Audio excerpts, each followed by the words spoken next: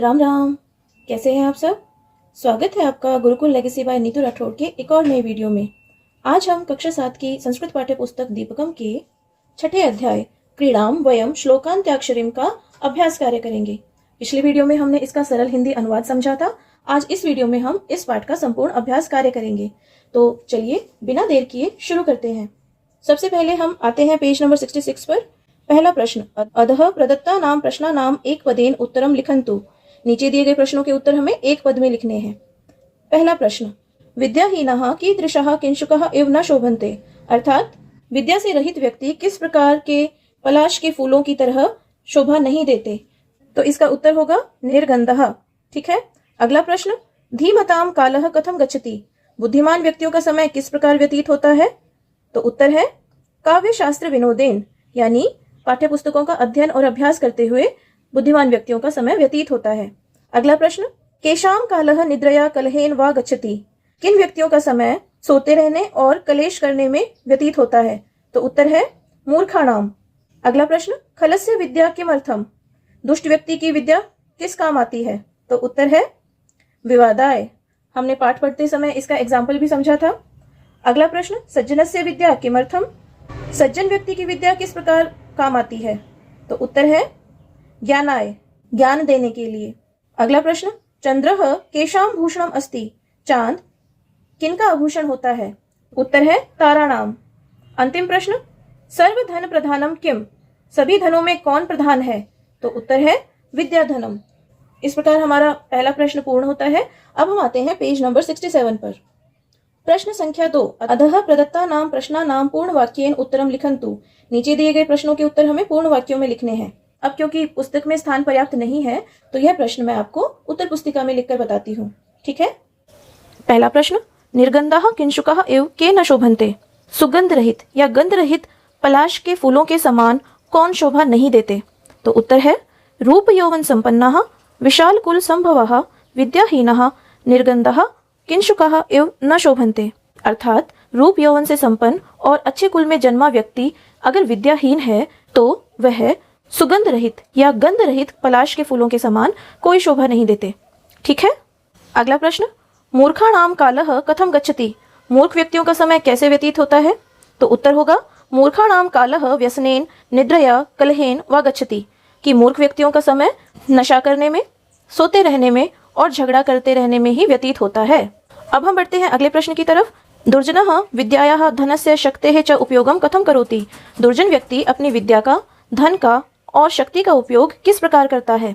तो उत्तर होगा दुर्जनः विद्यायाः उपयोगम विवादाय, धनस्य उपयोगम मदाय, शक्तेः च उपयोगम परेषां परिपीडनाय करोति।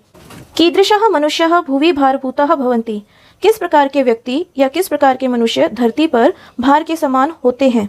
उत्तर है येषां न विद्या न तपः न दानम न ज्ञानम न शीलम न गुणो न धर्मः च ते मनुष्याः भुवि भारभूताः भवन्ति। जिनके पास ना तो विद्या है, ना ही तप है, ना ही दान, ना ही ज्ञान, ना ही शील यानी अच्छा चरित्र, कोई गुण नहीं है और धर्म नहीं है, वे व्यक्ति इस धरती पर भार के समान होते हैं, बोझ के समान होते हैं। अंतिम प्रश्न, शनैः शनैः कानि साधनीयानि। धीरे धीरे किन्हें साधना चाहिए, किनकी साधना करनी चाहिए। तो उत्तर है पंथः कंथा पर्वत लंघनम विद्या वित्तम एतानि पंच शनैः शनैः साधनीयानि। यानी अपने रास्ते को या रास्ते पर धीरे धीरे चलना चाहिए, सिलाई धीरे धीरे करनी चाहिए, पर्वत पर धीरे धीरे चढ़ना चाहिए, विद्या धीरे धीरे अर्जित करनी चाहिए और धन भी धीरे धीरे ही कमाना चाहिए। ये सभी 5 काम धीरे धीरे साधने चाहिए। ठीक है। तो इस तरह हमारा प्रश्न 2 भी पूरा होता है। अब बढ़ते हैं प्रश्न संख्या 3 की तरफ। प्रश्न संख्या 3, उचितान वाक्यांशान परस्परम संयोजयन्तु। यानी आपको 2 कॉलम्स दिए गए हैं, 2 कोष्ठक दिए गए हैं। पहले कॉलम के वाक्यांश को दूसरे कॉलम में दिए गए उचित वाक्यांश के साथ मैच करना है हमें। यानी यह एक ही श्लोक की लाइन है, अलग अलग बांट दी गई है, अब उन्हें आपस में हमें मैच करना है। ठीक है।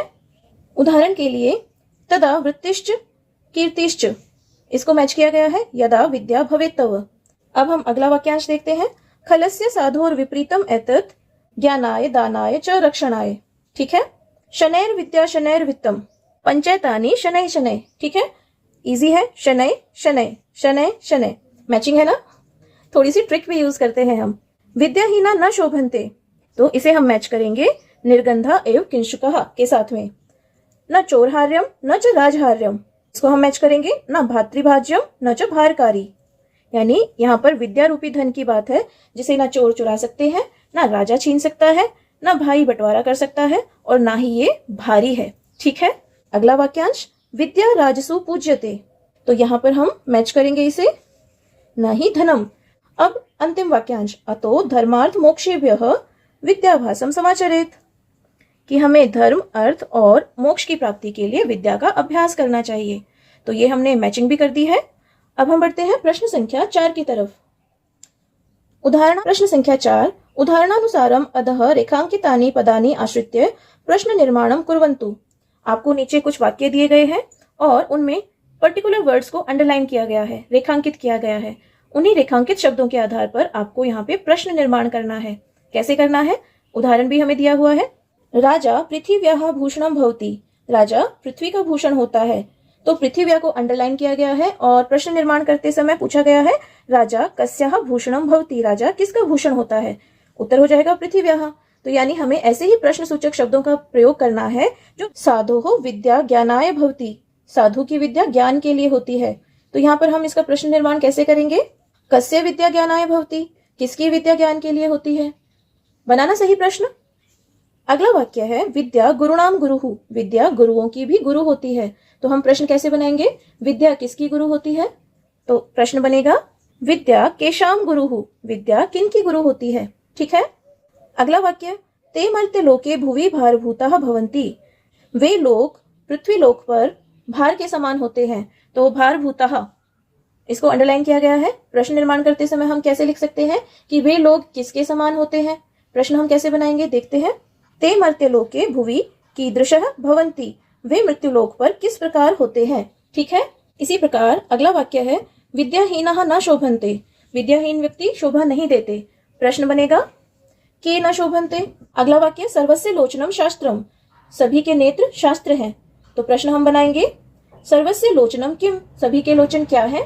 इसी प्रकार अगला वाक्य विद्या राजसु पूज्यते, विद्या राजसु पूज्यते। तो प्रश्न हम बनाएंगे कि का राजसु पूज्यते, किसकी पूजा होती है राजा के पास। अब अंतिम वाक्य है काव्य शास्त्र विनोदेन कालो गच्छति धीमताम, काव्य शास्त्र का अभ्यास करने से बुद्धिमान व्यक्तियों का समय व्यतीत होता है। तो काव्य शास्त्र विनोदेन की जगह हम लिखेंगे केन, विनोदेन। तो प्रश्न भी हम बनाएंगे केन। ठीक है। केन धीमताम कालो गच्छति। तो इजी है ना प्रश्न बनाना। अब हम बढ़ते हैं प्रश्न संख्या 5 की तरफ। 5वां प्रश्न, मंजूषातः समुचितानि पदानि स्वीकृत्य रिक्त स्थानानि पूरयन्तु। आपको एक मंजूषा दी गई है, यानी एक बॉक्स दिया गया है जिसमें अलग अलग शब्द लिखे गए हैं। अब आपको यहाँ पर 2 कॉलम्स दिए गए हैं, सज्जनस्य दुर्जनस्य। शक्ति ही विद्या धनम, यानी कि सज्जन की शक्ति विद्या और धन किस काम आते हैं, दुर्जन की शक्ति विद्या और धन किस काम आते हैं। इस मंजूषा में से उचित पद का चुनाव करके हमें यहाँ पर रिक्त स्थानों में लिखना है। ठीक है। तो चलिए शुरू करते हैं। सज्जनस्य शक्ति ही, सज्जन की शक्ति किस काम आती है, रक्षा करने के लिए। तो हम लिखेंगे रक्षणाय। इसी प्रकार दुर्जन की शक्ति किस काम आती है, रक्षा करने के लिए या दूसरों को परेशान करने के लिए। याद करके बताइए, परिपीड़नाय। सज्जन की विद्या किस काम आती है, ज्ञान देने के लिए। और दुर्जन की विद्या किस काम आती है, विवाद करने के लिए। अब सज्जन का धन किस काम आता है, दान करने के लिए। और दुर्जन व्यक्ति का धन किस काम आता है, नशा करने के लिए, मदाय। तो इस प्रकार हमारा यह प्रश्न भी पूर्ण होता है। अब बढ़ते हैं प्रश्न संख्या 6 की तरफ। उदाहरणानुसारम अधोलिखितानां पदानां विभक्तिम वचनम च लिखन्तु। आपको यहाँ पर कुछ पद दिए हुए हैं, उदाहरण के अनुसार ही इस कॉलम में उनकी विभक्ति लिखनी है और सामने उनके वचन लिखने हैं। जैसे कि ताराणाम, षष्ठी विभक्ति बहुवचनम। ठीक है। इसी प्रकार विद्याम, कौन सी विभक्ति है यहाँ पर, द्वितीय विभक्ति और एक वचनम। धनस्य, यहाँ पर कौन सी विभक्ति है, षष्ठी विभक्ति और एक वचन। अगला पद है कलहेन, इसमें हमारी तृतीय विभक्ति है और साथ ही एक वचन है। अगला पद है नराणाम, यहाँ पर षष्ठी विभक्ति और बहुवचन है। मर्त्य लोके, इस पद में सप्तमी विभक्ति और एक वचन। अगला पद ज्ञानाय, चतुर्थी विभक्ति एक वचन। ठीक है। और अंतिम पद है राजसु, यहाँ पर भी सप्तमी विभक्ति का प्रयोग हुआ है और वचन है बहुवचनम। तो इस प्रकार छठे अध्याय का भी अभ्यास कार्य पूर्ण होता है। आशा है आपको सभी प्रश्न आसानी से समझ में आए होंगे और उनके उत्तर भी सरल ही हैं। अगर आपको आज का यह वीडियो पसंद आता है, मेरे द्वारा समझाए गए प्रश्न उत्तर अच्छे से समझ में आए हैं, तो प्लीज वीडियो को एक लाइक जरूर दीजिएगा। अपने फ्रेंड्स के साथ भी शेयर कीजिएगा ताकि आने वाले हाफ ईयरली एग्जाम्स में उनको हेल्प मिले और आप लोग अच्छे मार्क्स स्कोर करें संस्कृत विषय में। तो इसी के साथ आज का ये वीडियो मैं समाप्त करती हूँ। मिलते हैं अपने अगले वीडियो में, जहां हम इसी पुस्तक के 7वें अध्याय का सरल हिंदी अनुवाद लेकर आएंगे। तब तक के लिए स्वस्थ रहिए, प्रसन्न रहिए और अपने गुरुजनों और माता पिता की सेवा कीजिए। राम राम।